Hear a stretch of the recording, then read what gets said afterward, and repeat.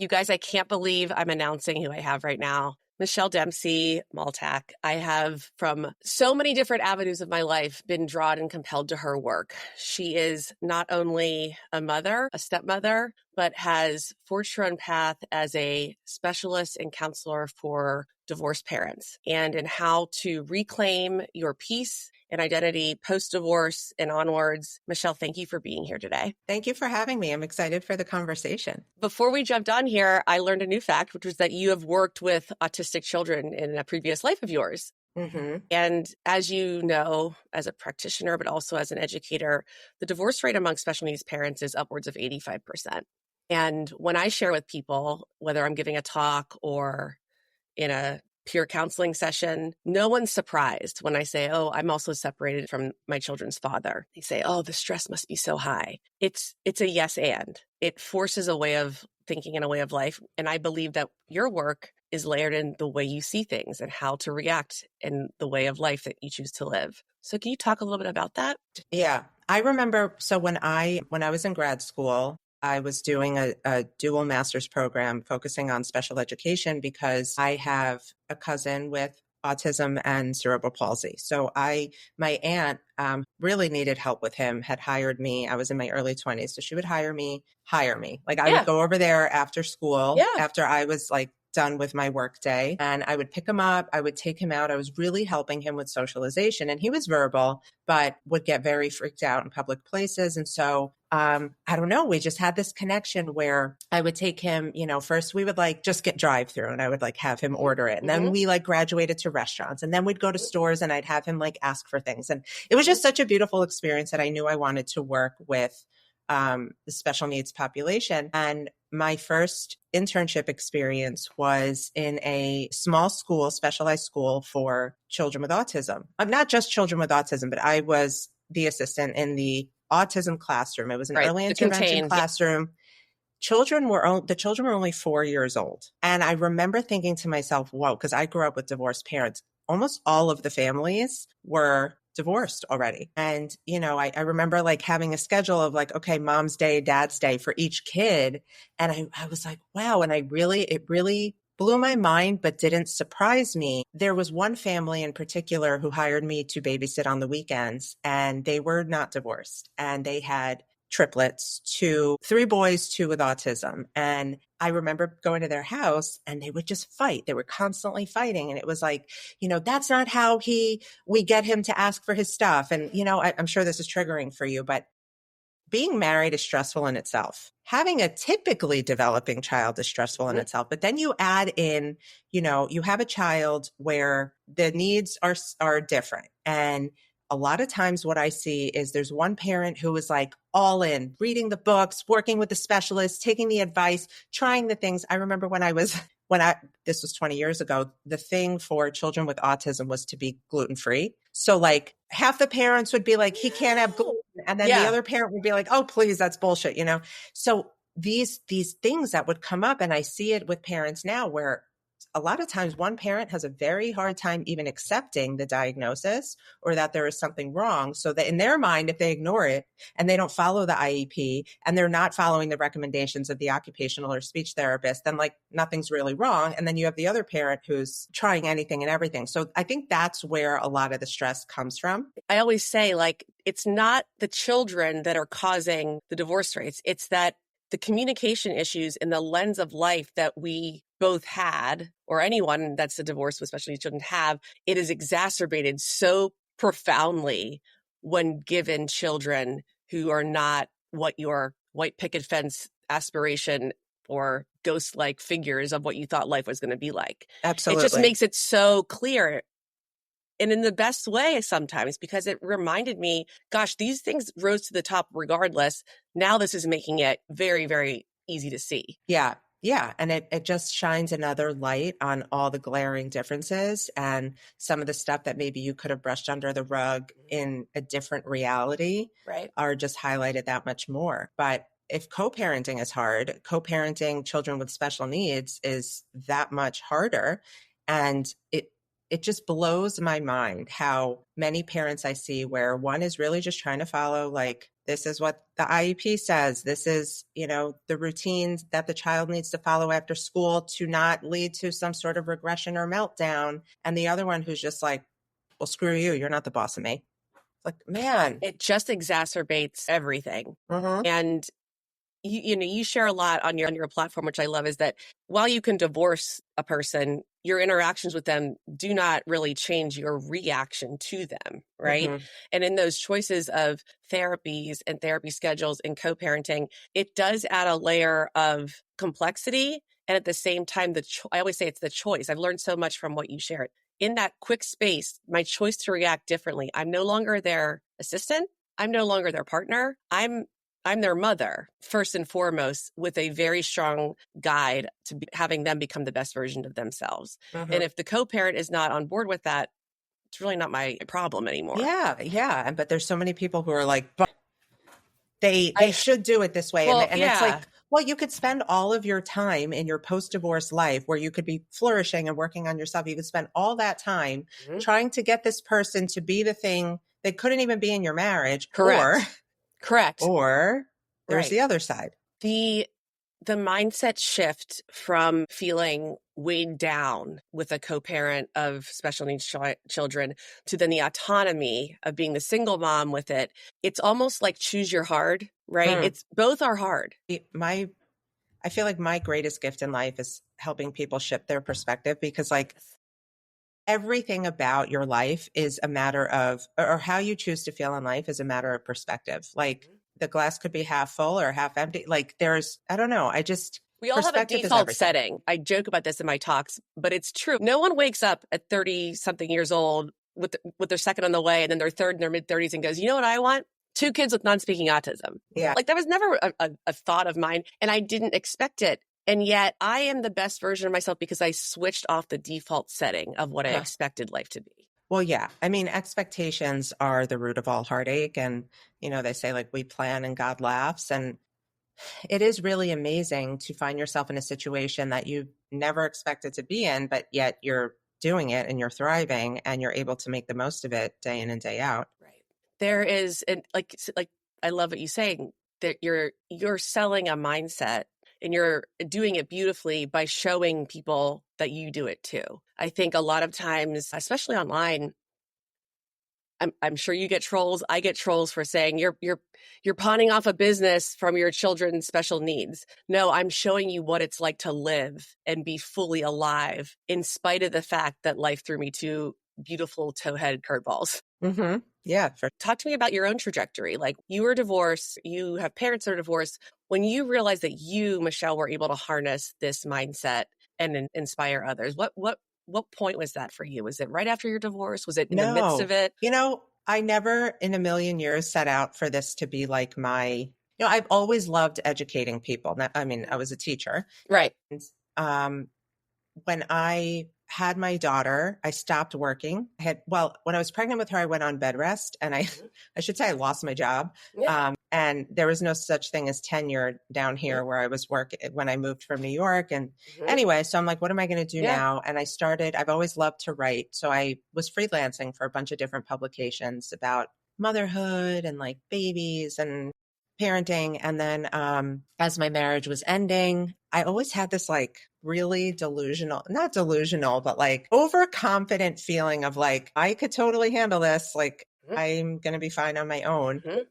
Obviously there's been challenges, but I kind of felt like I had to just keep going and like not miss a beat. And so I was very forthcoming with some of the publications I had been writing for about the fact that like, can't really write about date night and motherhood. Like I can write about single motherhood. And they were like, oh, that's interesting. That's an angle nobody's taking. So as I was writing more and more about what it was like to be a divorced mom with a 2-year-old and all your friends are still married and all of these things, my following started to grow. There wasn't much of this on social media back then. And it kind of just took off and spawned a life of its own. And then at the end of 2019, I started putting out more and more content on Instagram about my reality and co-parenting. And people are like, oh my God, yes. Like, I feel so seen. And I was like, wow, this is something. And in the beginning of People were just like sending me their hard-hitting legal questions. And there were so many things I didn't know how to answer. So I did the podcast. I started the podcast not knowing a pandemic was about to hit and really help blow the podcast up because we were all just home, like listening to podcasts. And that led to my getting certified and trained as a coach and specialist. Co-parenting specialist is probably the proudest title I've had yet in my life. And then my book deal. And so, yeah, I just kind of fell back into education, but in a very different way. And I love it. I think, the greatest gift you can give, like we said earlier, is as a woman, your role in the universe, I think, is to give the support to someone else in the area of life that you've already figured out, Yes. And I try to do it in a really real way. Like I still have my own co-parenting challenges 8 years later. I still have an ex-husband. I have a blended family. I have a stepchild. Like I have all of the things that everybody else has. I've just really done the work to educate myself and I continue to do that. I'm always learning. So it's, I didn't expect to be here, but here I am. The ability to say yes to things that come your way that you would never in a million years had thought, and realize that in saying yes, that is actually continuing on the path you're meant to be on. Wild Yellow Brick Road, right?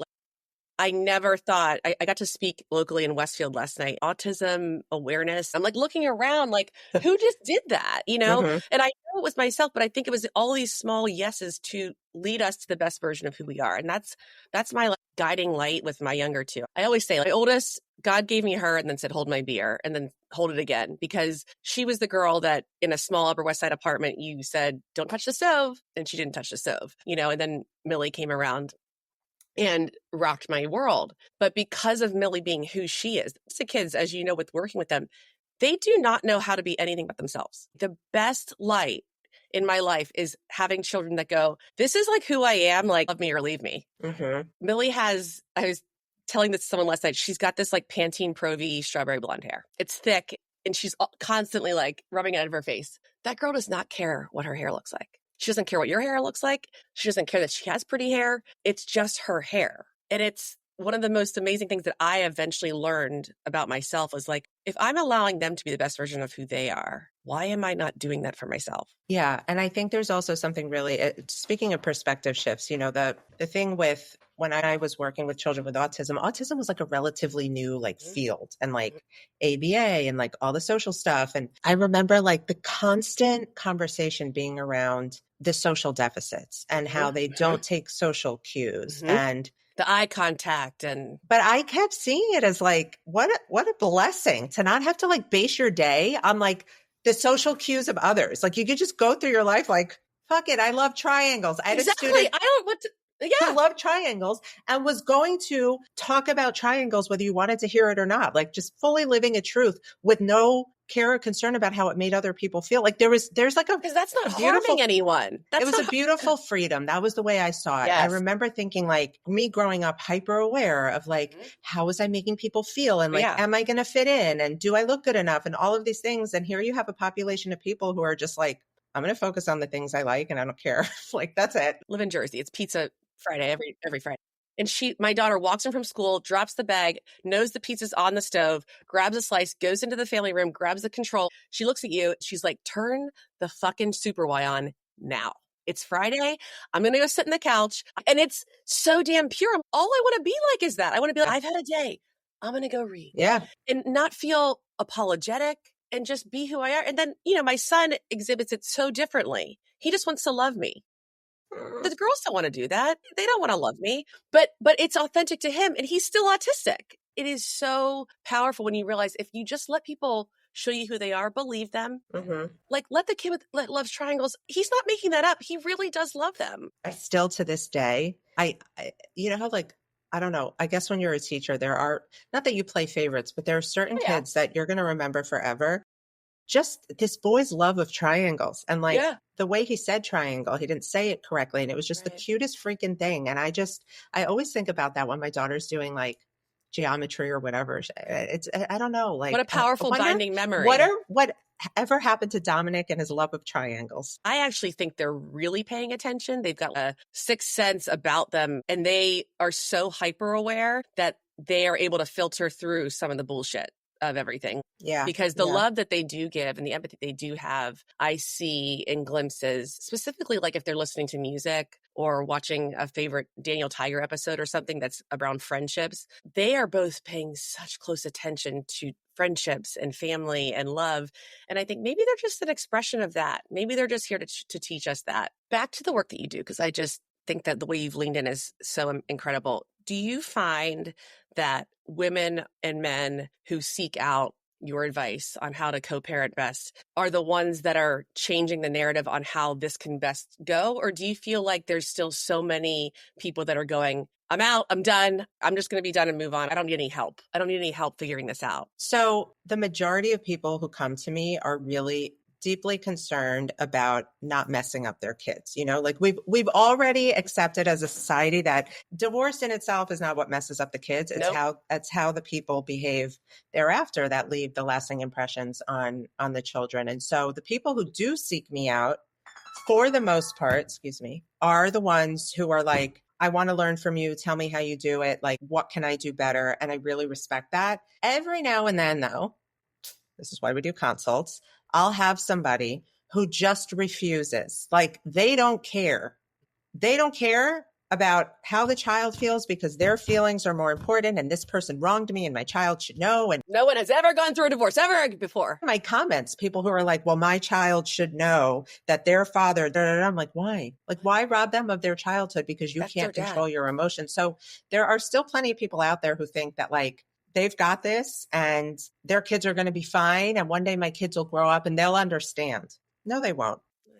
No, they won't. I just talked about this in my on a post yesterday. Like, Love it. I was like, do me a favor. Like, I'm a child of divorce. I'm here to tell you that like we don't understand why you had to put all of your stress and feelings on us. Like, we didn't need that. And something I repeat to my daughter all the time because I needed to hear it so much as a child is mommy is here to take care of you. It is not your job to take care of me. That's right. Right? I love that you're respectful and I love that you love me and you want to make me happy. But guess what? I love you no matter whether or not you went out of your way for me today or you asked me how my day was. Like, that's something that is so important for children of divorce to hear, because when you are in the midst of these two adult humans that are behaving like animals, you shut yourself down and your needs because you don't want to take up too much space and make anybody more upset. And like, it sucks to be a child of divorce and your parents think, oh, they're fine because they're not coming to me with anything. It's because they're scared to, because your shit has taken center stage. That's right. I think I've noticed my typical oldest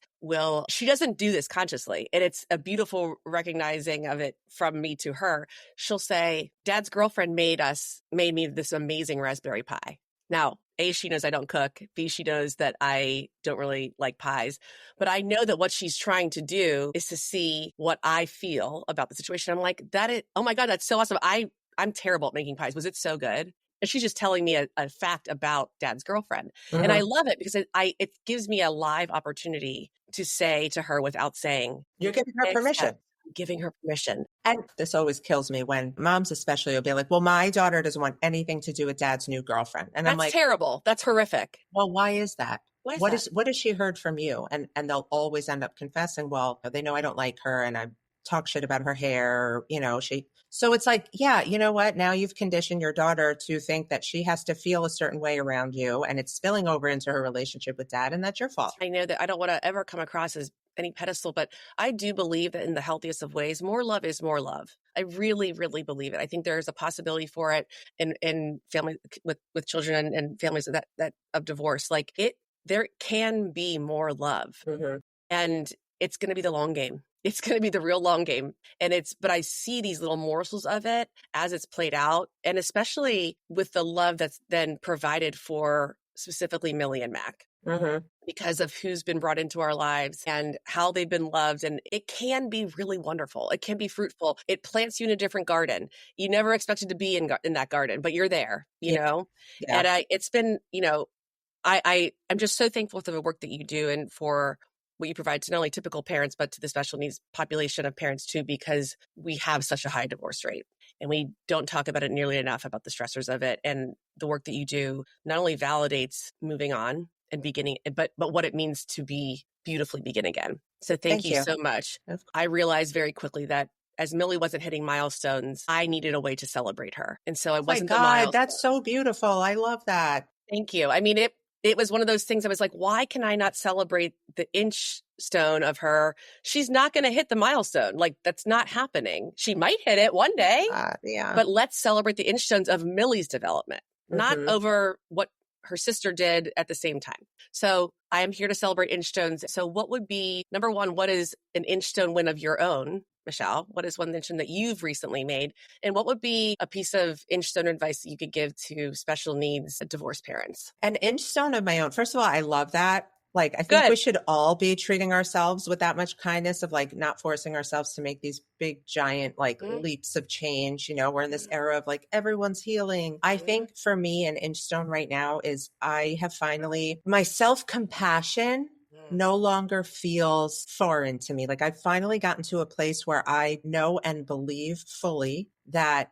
having self compassion is what I deserve.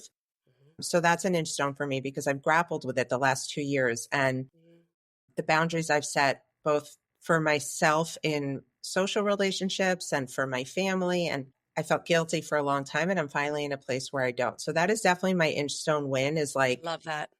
I value myself enough to know that like I deserve the same love I give to others. And it stems internal. For sure. And I see it in my day-to-day life, how I'm living that example of like saying no to something that's going to rob me of my energy. And I need my energy for other things, or, you know, like taking that hour out to go to yoga, which is a new thing I started. I don't know if you guys have heard of this thing called yoga. Very popular. Very into. I'm about 20 years late to the yoga party, but it was something I wanted to start for so long, and I finally did. And I'm like, Yes. excuse me, Have you heard of this thing? It's coming from India. Do I'm you know? doing this thing called downward dog. I'll call you later. Chaturanga, bye.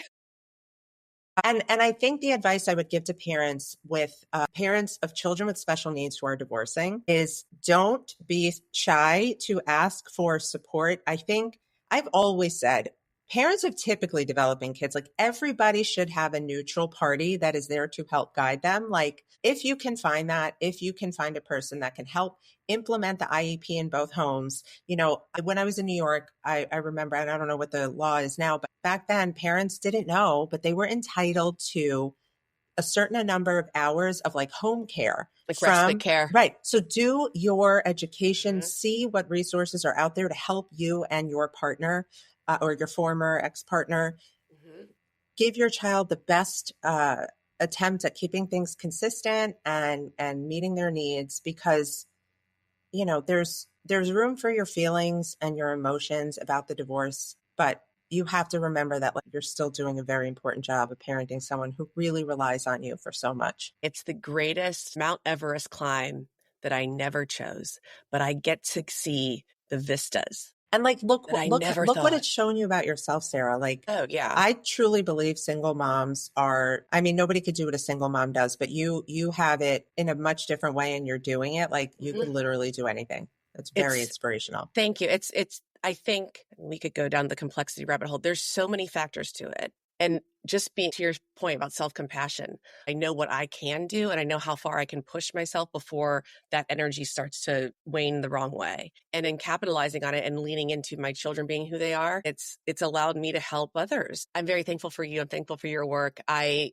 will absolutely be promoting as much as I can as we launch this. I think that your words are going to echo so deeply, and it's permeating through not only just the divorce co-parenting world, but just in parenting alone. So thank you. Thank you. You're cool. You're awesome. And send some sunshine up to New York. I'll try. Please. All right. It was lovely to connect. I really appreciate you. And of course. Good luck with everything. You too. Keep in touch. I will. All right. Bye, Michelle. Bye.